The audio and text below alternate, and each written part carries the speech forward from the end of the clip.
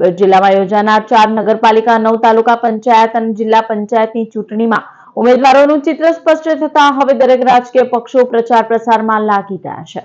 ભરૂચ જિલ્લામાં સ્થાનિક સ્વરાજ સંસ્થાની ચૂંટણીને લઈને રાજકીય માહોલ ગરમાયો છે। 4 નગરપાલિકાઓ, જિલ્લા પંચાયત અને તાલુકા પંચાયતોમાં હવે ચૂંટણી જંગ માટે મંચ તૈયાર થઈ ગયો છે। કેટલાક સ્થળોએ બીજેપીના ઉમેદવારો બિનહરીફ જાહેર થતા રાજકીય ચર્ચાઓ વધુ તેજ બની છે।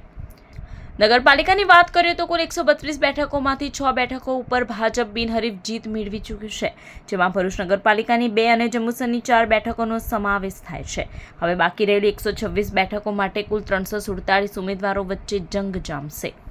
જિલ્લા પંચાયત સ્તરે પણ ચિત્ર લગભગ એવું જ છે। 34 બેઠકોમાંથી 1 બેઠક ઉપર ભાજપ બિનહરીફ જીત્યું છે, જ્યારે બાકી 33 બેઠકો માટે 111 ઉમેદવારો વચ્ચે ચૂંટણી યોજાવાની છે।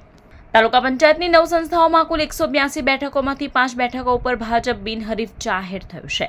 હવે 177 બેઠકો માટે 500 ઉમેદવારો મેદાનમાં છે, જે બતાવે છે કે ગ્રામ્ય સ્તરે પણ ચૂંટણીમાં જોરદાર સ્પર્ધા રહેશે।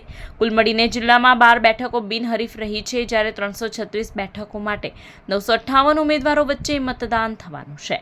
આંકડા દર્શાવે છે કે ભરૂચ જિલ્લામાં આ વખતે ચૂંટણી ખૂબ જ સ્પર્ધાત્મક અને રસપ્રદ બની રહી છે। રાજકીય પક્ષો હવે મતદારોને આકર્ષવા માટે પ્રચાર અભિયાન તેજ બનાવી રહ્યા છે, ત્યારે મતદારોનો મૂડ અને સ્થાનિક મુદ્દાઓ આ ચૂંટણીમાં મહત્વપૂર્ણ ભૂમિકા ભજવશે।